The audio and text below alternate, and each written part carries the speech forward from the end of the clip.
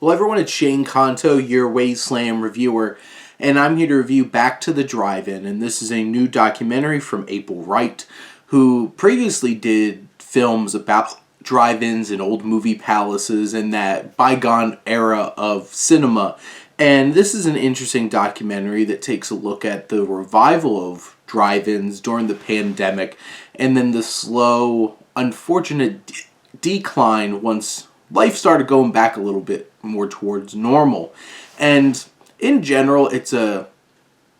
wide range of different drive-ins that we get to peek into. We see a interesting group of different people who run them, who have interesting personalities, and we enjoy watching them on screen and we feel for them.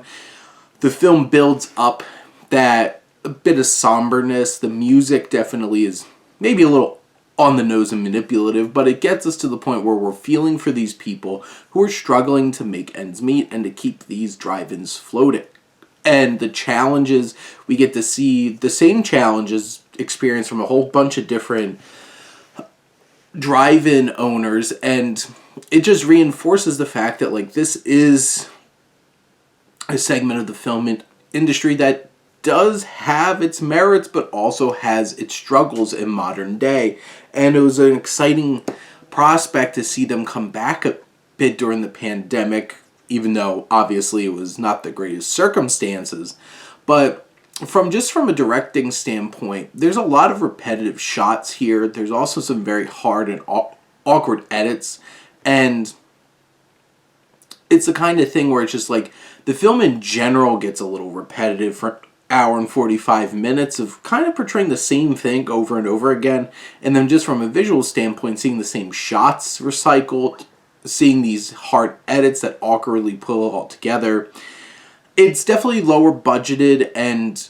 it's one of those kinds of things where I'm not going to say this is one of the best put together documentaries that I've seen from a technical standpoint, but it's the heart and the soul of the people that bring these drive-ins to life that really keeps you engaged in watching this movie and really wanting to spend the time to learn more, because it's the people, it's their experiences that we could connect with, and on that level, those things rise up above some of its shortcomings from a technical standpoint and make this a worthwhile little film that's pretty inspiring and also sobering and